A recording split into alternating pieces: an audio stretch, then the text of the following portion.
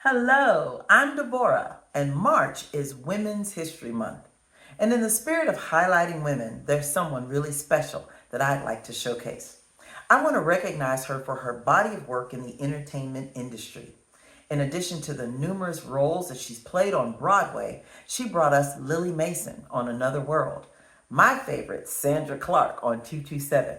She brought us Lisa Landry on Sister Sister, Vanessa on Everybody Hates Chris. She starred in The Royal Family as well as in Byron Allen's The First Family, and so much more.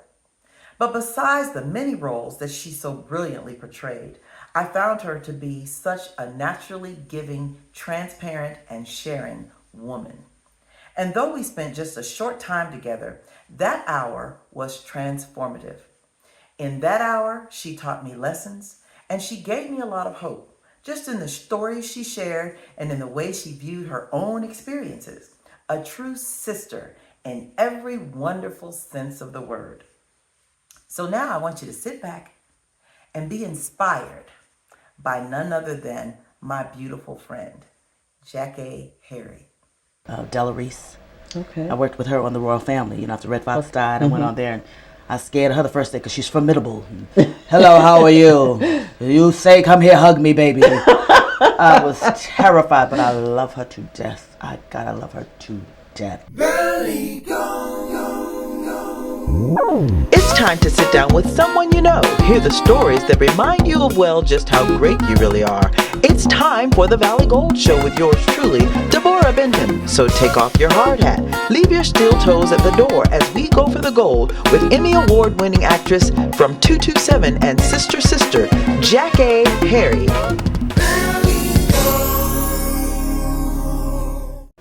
Welcome to Valley Gold, Thank Jackéé. you. Thank you, Debórah. I'm glad to be here. And I'm so glad to have you. We've been watching your career over the years and have always loved everything that we've seen you in. How did you get into the business? I got into the business actually by accident. I grew up in New York City. I was born in Winston-Salem, North Carolina, but I was raised there, and so I went to all my schooling was done there from the age of 9 on. And I was in a school play, The King and I, when I was 14 in junior high school. It's like 7th through 9th grade. And I played the king. It was an all-girls school. Okay. And I was in the play, and I took my curtain call, which is your bow at the end of the show. And they applauded and stood up, and it got infectious in me. I was on a high, and I didn't even know it. And I went to dinner with the girl that played. She was my best friend. She played Anna, and her name was Novella. And we went out with her parents and my family, and all night long I had this buzz. So from there I began to take lessons down at the Henry Street Settlement, the Lower East Side of New York City, with a man named Dick Anthony Williams. He played Pretty Tony in the Mac, Okay. the one that got blown up in the chair. I took lessons with him for 5 years before I even could get up. And It he took was me giving acting lessons. acting lessons at the Henry Street Settlement. Woody King is the director. It's an historic building, an historic place for acting, community theater and national plays as well. And a lot of, Intizaki's, the color, Inazaki Shangays, for colored girls. Okay. It was started there, and it went on to the public theater and became a big hit from there. And he's had a lot of other plays. But I started there, and I just continued. I went to music and art after 9th grade, High School of Music and Art in New York, and I continued. I was trained to become an opera singer. So everything I started, acting lessons, singing lessons, dancing lessons, while I went to school, because I was going to be a teacher, which I became, an American history teacher. And I taught at Brooklyn Technical. But all through it, I was doing plays. Then I was slated to do a play at Long Island University, which is right next to Brooklyn Technical. And it was called Dark of the Moon, and I did it, and I stood up. And the director loved me so much, he got me into another play. And it just sort of just took off. And then I found that I didn't have any time for teaching because I was getting so many acting jobs. Now, these were mostly serious roles at that point, weren't they? I was a dramatic actress. That's what I was fierce. Diana Sands, the late, great Diana Sands, she was my idol, my mentor. I loved her, and I wanted to be just like her. She and Rosalind Cash at the time. I said, I want to act like them. So I styled my acting after them, Ruby Dee, that kind of thing, you know. I never thought Sultry. of comedy. Right. I never thought of comedy. I was just me, But I don't know, it came out. My Aunt Verna, who I stayed with in Philadelphia for a couple of years, she had this great sense of humor. And I think she pulled it out of me, and I've been funny ever since. So I, what do you I talked to prefer, her today. dramatic or... I prefer dramatic. Really? Yes, because that's where I started, and then I got offered 227. I mean, I'm jumping ahead, but I got offered 227. I thought about it. It took me a while. I didn't just go, oh, give it to me. I really knew I was veering off into something, and you can't get back. Because once they find you funny, you can't do dramatic. Okay. And I knew that then. And a lot of people have turned things down. You know, Mary Alice, who's a great actress, she opted out of doing TV or anything because she wanted to remain a stage actress. And it's a choice you have to make. You know, and I made the choice because I figured it wouldn't make it. I read the script, and I was like, I had 7 lines. I was like, this is not going to make it. Hey, Mary, how you doing? But I wasn't doing it then. I was just going, hey, Mary. Then when I got on the set, I added that because when the lights came on, I said, I only have 7 lines. I'm not going to be around long. What do I have to lose? And then the director said, don't do that. Don't do that voice. Just do your regular voice. And some voice came out of nowhere. It was the late Brandon Tartikoff. He was the head of NBC. He said, what happened? Who told her to change? I said, the director did. He said, no, do what you were doing. That's funny. And I tell you, after he said that, I just went nuts. You went for it. Yeah. So let's back up a little bit. You said you studied vocal music. So what voice did you sing when you were studying opera? A second soprano. Really? Oh, yeah. Were there any particular parts in opera that you sought after? Well, of course, and this is what happened. She's not late, but the great Leontine Price, who I met at Oprah's Legend Party. That's another story. Oh yeah, you got to tell us about that too. Oh God, she's my idol. I had never met her, but I wanted to be like her. But then when I saw what I had to do to maintain a career in opera, you have to discipline yourself. You can't talk all day. I wouldn't be doing this. Oh, wait a minute. You can't eat certain foods. I don't even think you should get married with opera. If you look at all the divas, their husband is either their manager or another singer because your life is that voice. That's why the diva comes from a vain and temperamental artist. It's not what everybody thinks it is. It's a person that it's all about the voice. When you see them, it's all about me and my voice. And Kathleen Battles, diva. I'm so important. My voice is so great. You know, even the big guy, Luciano Pavarotti, he's a diva, even though he's a man, because it's all about their voice. Because we pay for that voice and we want it stellar. I said, oh, that's not me, because I talk too much. I want to eat. I want to stay up late.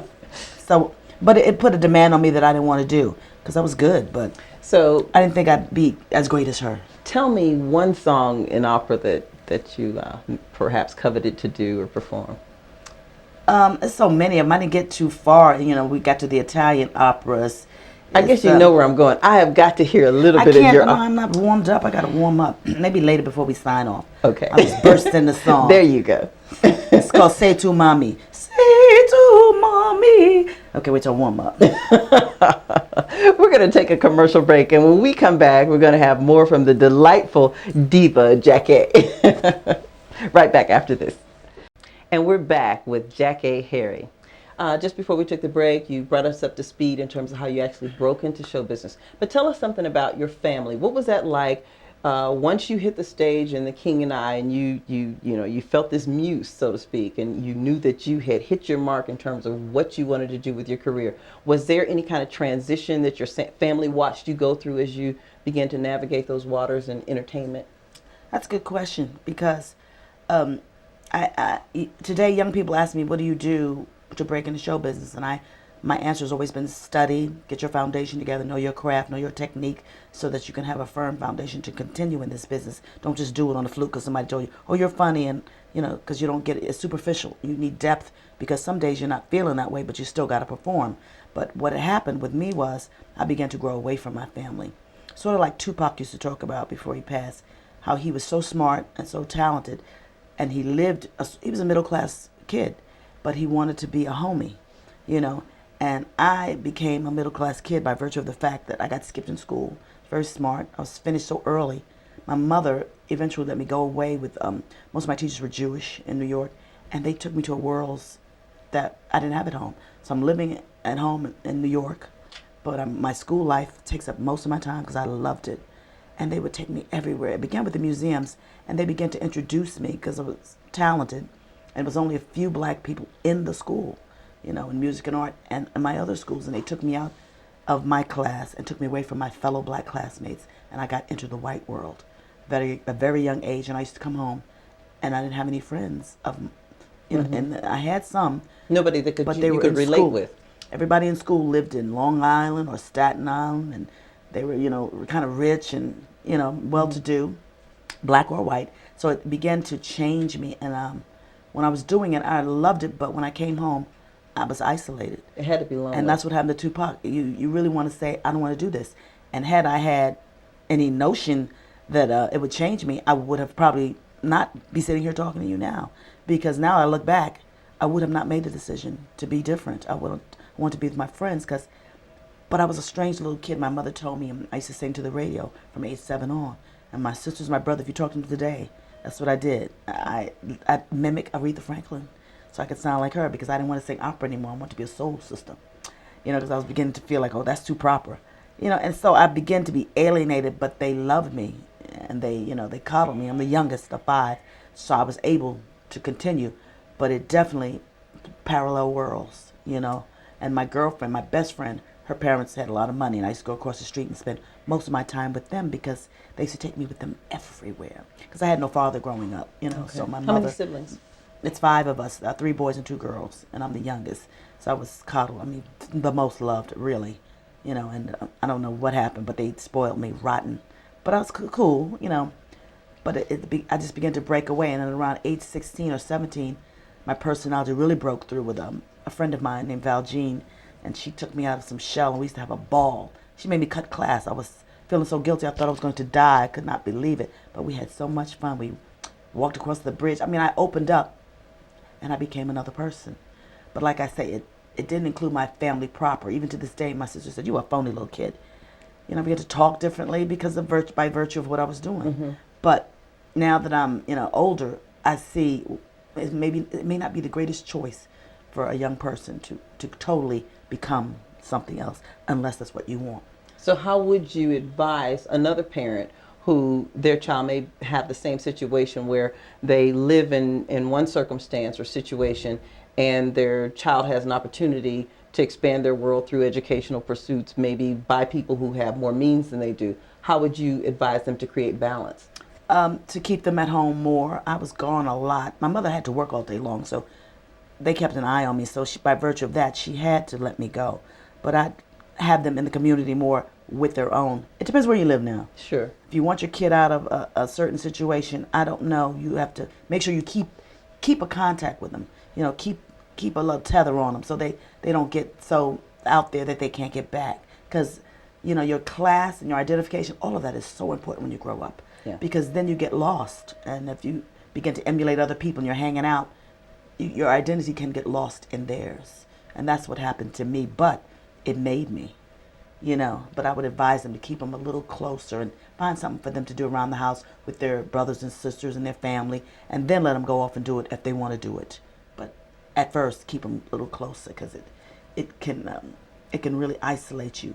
But if you're very talented and very gifted, it's going to happen anyway. It's like Will Smith. What happened to him? Yeah.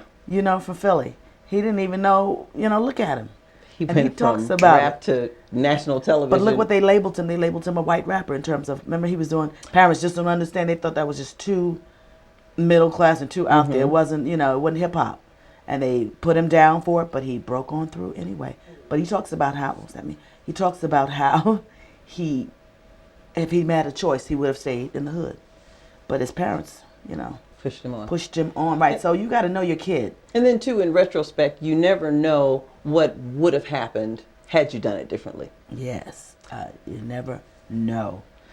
But it was destiny, so I'll leave it at that. But I look at my life now, I'm quite dedicated to my career, and you got to make a choice if you're going to be dedicated to career or home life or whatever, and now that I see, like I'll probably be teaching again. I love kids and I love to teach. I love to see them learn. I love to see them go, I got it.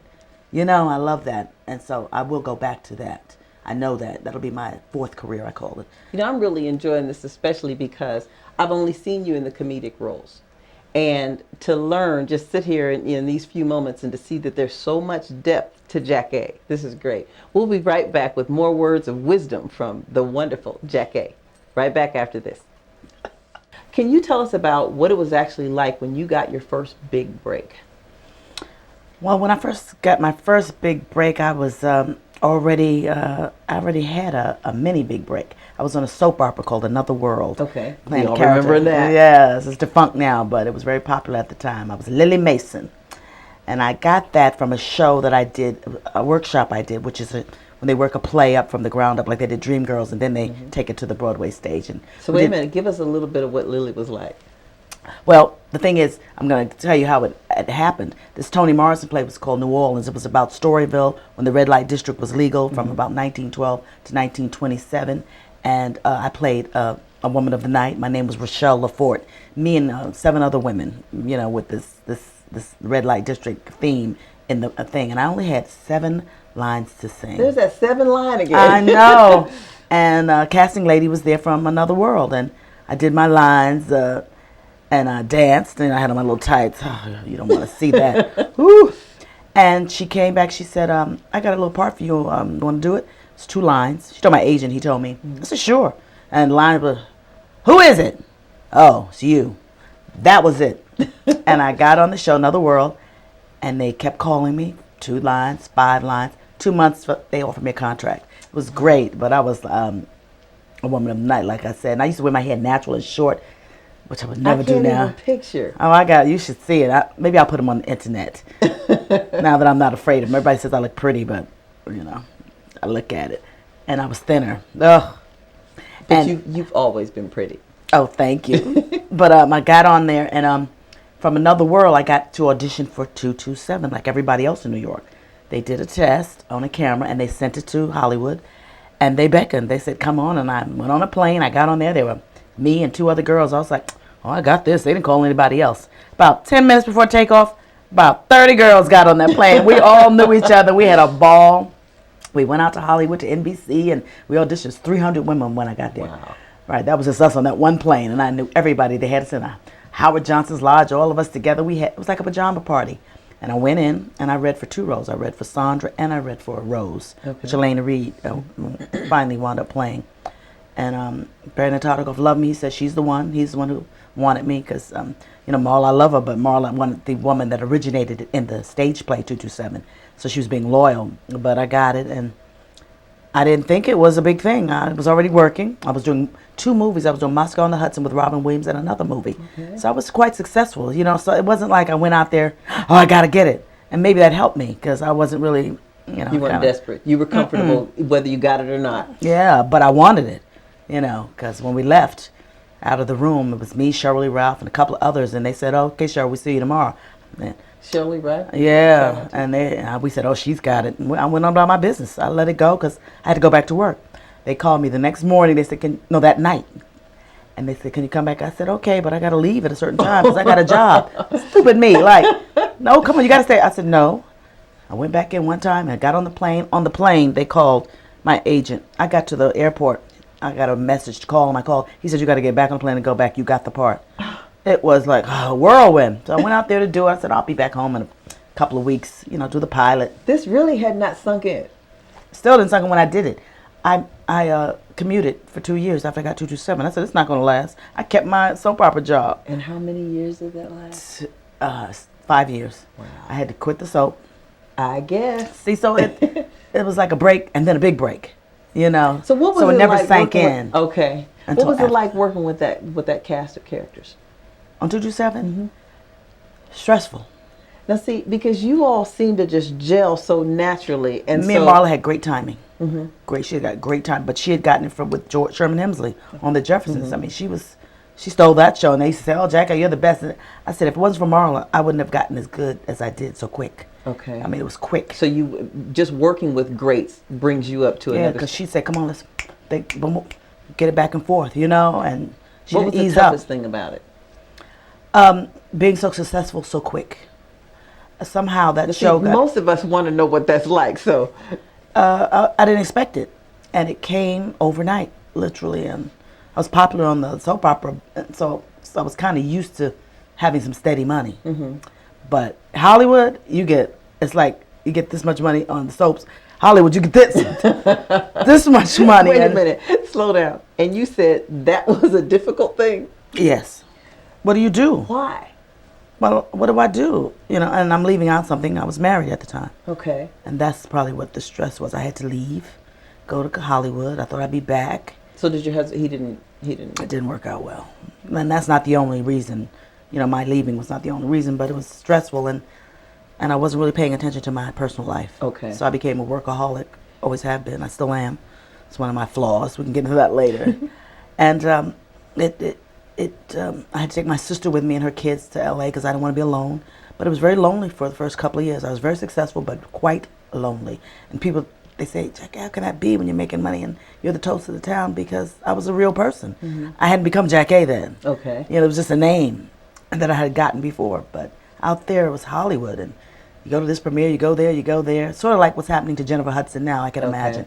You become whatever they mold you into. I want to please everybody, be bubbly, be lovely, be Jackéé, be Sandra.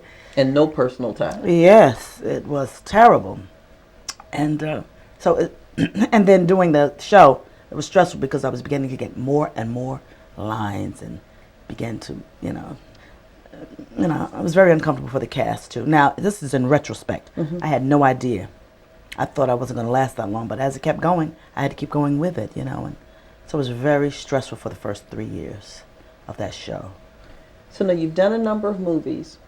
You've been in soaps. You've done Sister Sister. You've worked with some of the greatest names in the industry.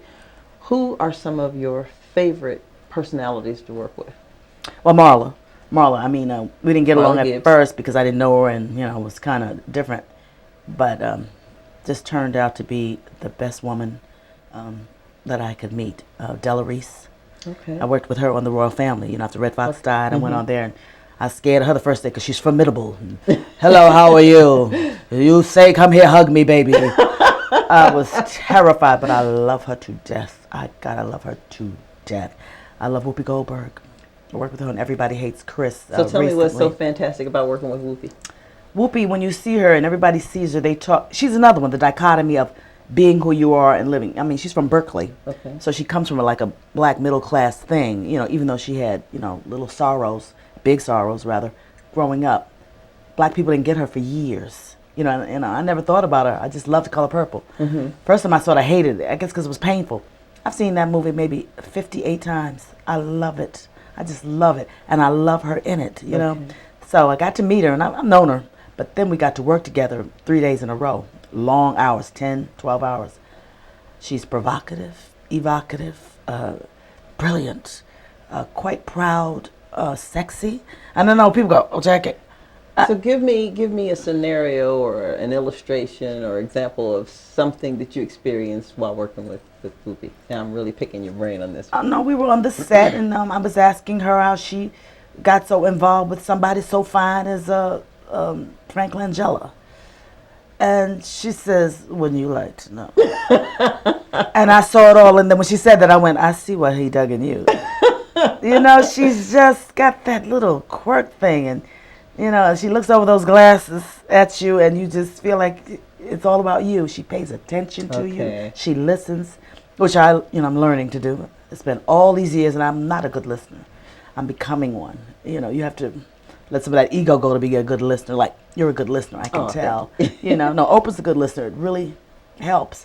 So she just, and she's thoughtful and caring. She brought food in. She made sure I had something to eat during lunch. I mean, she let me just be with her all day long. I didn't feel like a pest. And I wasn't following her, but she was like, come on, Jack. Come on. Good old friend. Yeah, and now we are, so. And, she's like that with everybody. She's not personal. Just real down-to-earth people. Real warm, real giving, real loving, but she don't bite her tongue. Okay. And see, this is great because, again, you're giving us snapshots of people that we only see from afar, so many of us. And when we do see them, usually it's got the spin on it that the media currently wants to portray. So we're getting the real deal here. This is great. Yeah. So who else are some of the ones that you've loved working with? Gregory Hines, the late Gregory Hines. Oh, yeah, he was phenomenal. Joe Morton, I know he did Brother from Another Planet. Right. I did a lot of plays with him. Essie Paetha Murkison from Law and Order. Okay. She won the Emmy for that movie she just did. I can't think of it now. That's horrible. Lackawanna Blues. Okay. Yeah. See, you're good and quick. Yeah.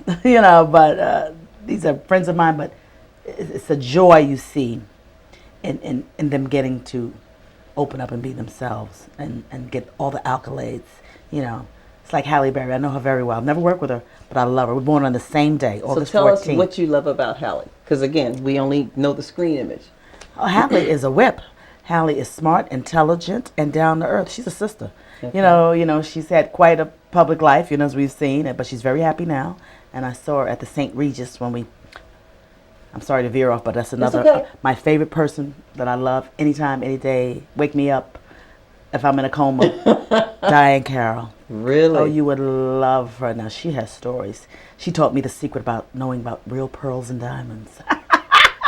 Okay, give it up. But no, she's a great person. No, my husband had gotten me some pearl earrings and I didn't quite like them. She said, "Let me tell you why." And she broke it down. You see the hue on this? It's a little green here and a little pink here, and you like a pure pearl. She said, "Let me show you my pearls." Oh, She showed me her pearls. I said, "I see."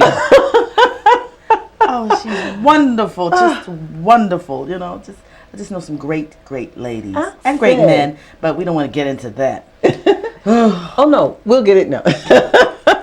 But you know, really, this is so refreshing because often you don't hear other women celebrating other women like you're doing, and it's Really? Oh my goodness. I don't know. I guess I always have. I mean, that's who's Well, taught maybe me. we need to travel more in your circles. No, you know great women, your grandmother. Oh yeah, oh yeah. Your aunts. I do, and I know your great aunt's women. friends. Yeah, that's where I got it. My sister used to let me hang out with her. That's how it started. And you just soak it up. The young girl that's in the play with me now, you can see her just soaking it up. You know, you said you enjoy working with children. So talk to us about some of the young people that you've been mentoring and helping to shape and giving acting tips to. Yeah, I've met quite a few of them. Like I tell you, this young lady now, Charnay, and another one, Tanae.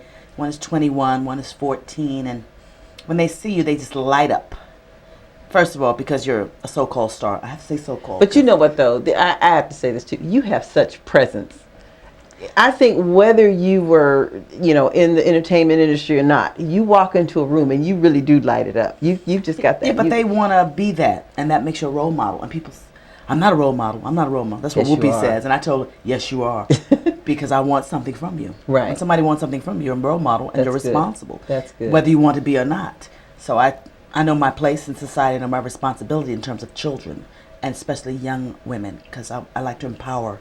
That's my theme. I love to empower young women because so often I see them withdrawn and it's like somebody beat them down. They beat them down so bad they don't know their worth.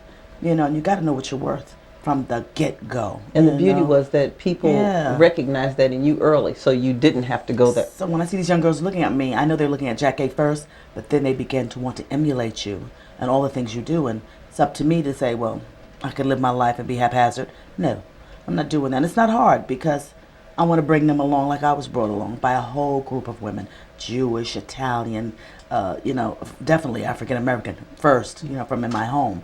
You know, my mother, my grandmother, my sister, my early role models, but then it began to just grow, and it continues to grow to this day. You know, my next goal is to meet Condoleezza Rice because I want to know how she really talks. But I think she really talks that way. I want to know how she really talks, but I think she really talks that way. Isn't that stupid? You are a mess.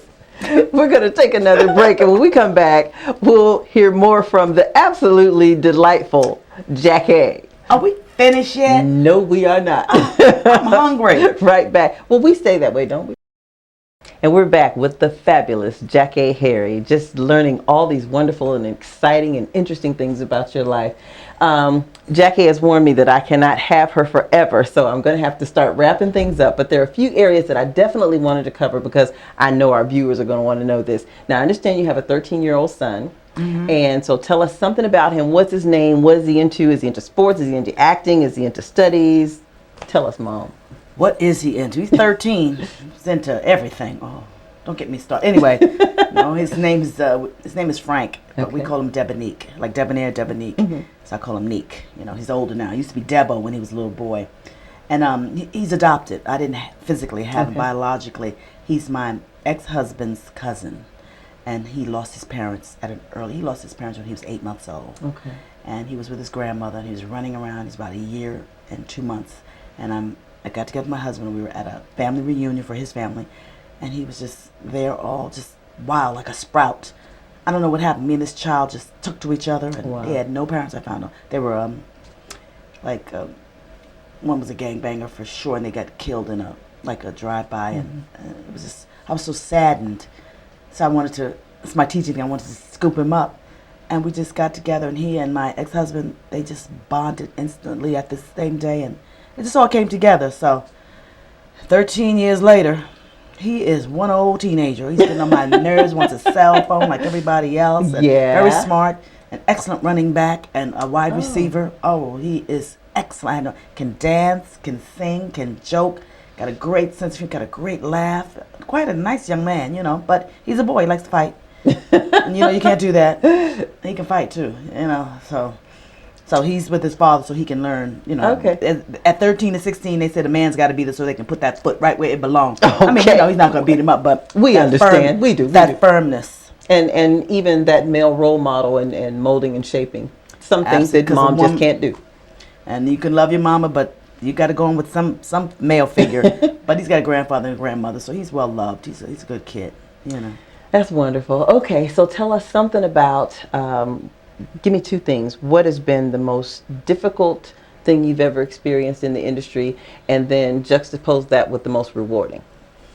The most difficult thing I've had in the industry, it happens every day, auditioning. I mean, when you are rejected for something you want, my biggest disappointment is this show called Weeds on Showtime. I mean, they auditioned me forever. So what did you do during all these auditions? You just do it and get better at it, but they have a choice. It came down to me and the Lysol lady or whatever her name is. And she got it. I was just, because I get everything I go up for. So have any of these things reduced you to tears? Oh. Okay, wait. See, you so dramatic. No, but you're asking me. So what do you like when you're crying? Do you sob or do you just kind of weep? Or do you get ugly or you stay cute? I know. I lock the door and become morbid like everybody else. You go into a coma-like state because you're so disappointed. Really? Life can be disappointing. But the one thing I've learned as I've gotten older, it will pass. Yeah. And I knew that. So yeah, I don't completely dissolve, but I don't talk to anybody, and it becomes... For like a day or two? Rejection is the sickness of the world. We all hate to be rejected. We want to be accepted. You know, and that's remarkable to hear, and it's also great because that lets all of us know is no matter how high up you go, I mean, here you are, awards, you know. And I'm still hurting from something that will mean nothing. And, you know, now I'm not even thinking about it, but it took a while. I was upset because I was so close. You know, this is when you want something, but, you know. So how did they tell you, or they just didn't call you? No, they called, and he said it was close. He told me. He told us when we left. He said he couldn't make up his mind. But I know why they chose her. So why did you want that role so much? For the money. And for the type of part. It was a good part. It's a good part. You know, it was a different part for me. It wasn't sexy. It wasn't pretty. You know, she was a drug dealer. That's what the show's about. This woman who sells marijuana to support her family. It's called Weeds, Mary Louise Parker. Yeah, she's the star. She's fabulous. It's a hit. She won an Emmy. Yeah, you don't know, huh? Okay. So you're not too sad, huh? No, it's not that. It's on Showtime. No, it's a hit. People love it. I mean, it's working. But I respect the other actress. Okay. You know, she got it. It's hers, and she's good at it. You know, I like us on TV. I like the success of other women. I don't look at it like Jennifer Hudson. They said, "Oh, she shouldn't get it," because I was like, "Why not? Why not? Right? Why not? I like seeing us. I like Forrest. I want us winning everything. There really is plenty of room. You know, it's not even the room. It's just that she got it. She won it.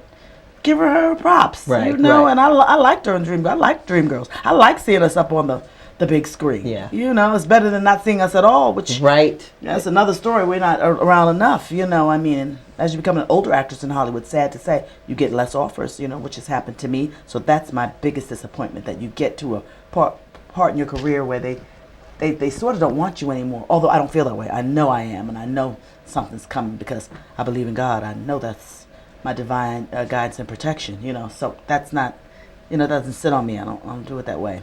But I take and do things I can do, like I'm doing this play. You got me bent and twisted. What is it that you love the most about this play? The fact that the producer trusts me to help him shape it. It's a brand new play. Cookie Wiggins wrote it. She's a pastor's wife, and it's about people she knew in a shelter when she was volunteering. And I know she said that Jesus Christ was her executive producer. Absolutely, and it's Head of Your Life. Her husband's a pastor. I mean, they're wonderful people, and she wanted, and it's mostly women in a shelter. In the play, it's mostly women, women and children in shelters, and it's been in the newspapers. It's always going to be. It's always a prevalent factor, and about the things, the fragments of your life that get away from you, because women we don't talk about it, but we can fall apart. And you can Yeah. have kids, you can have a husband. Sometimes it's just not happening. Like I was saying about this kid, Britney Spears, who I met once. She's a lovely young lady, but it's too much too soon. 23, rich as creases, 2 kids. She might have had postpartum and didn't even know it. Yeah. You know, things like that. So you can get splintered And with the demand staying there. on you, Yeah. right?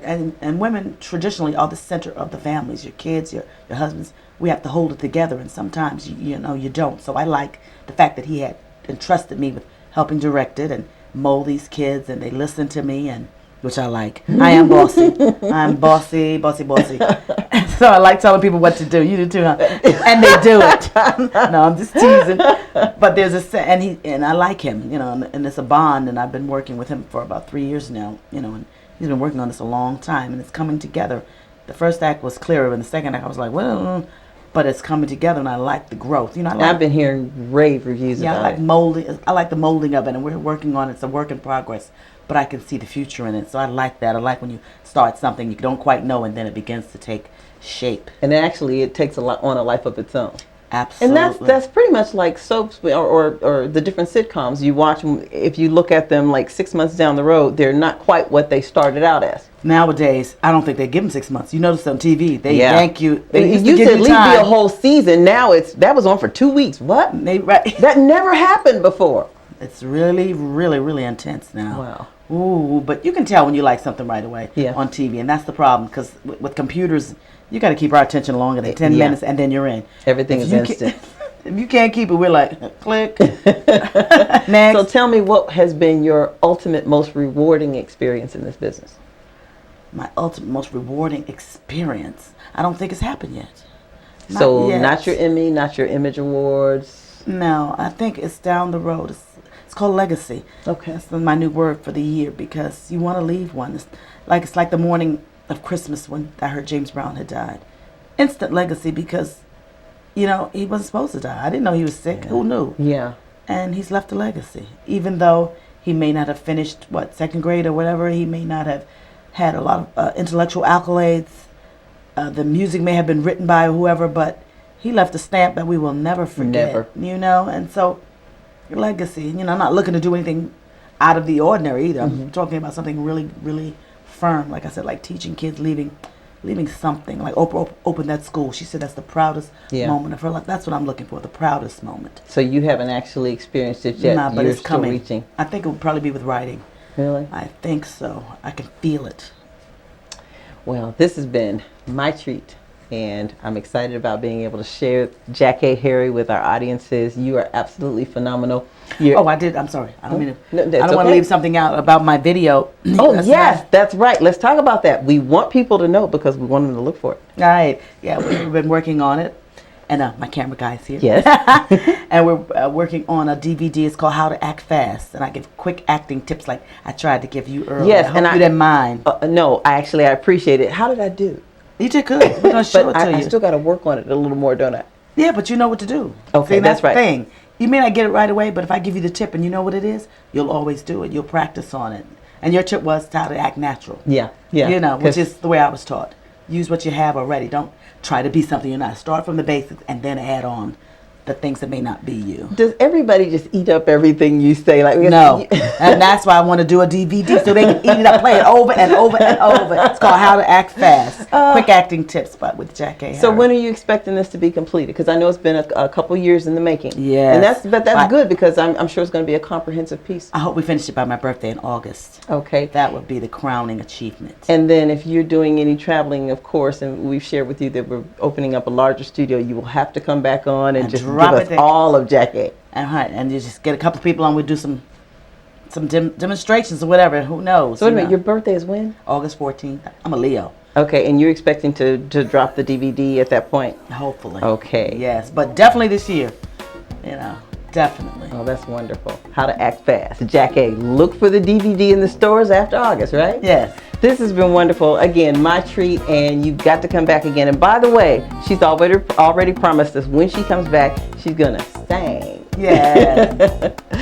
Okay, that's it on the Valley Gold Show. Make sure you tune in each week for wonderful artists such as Miss Jackéé. Bye-bye.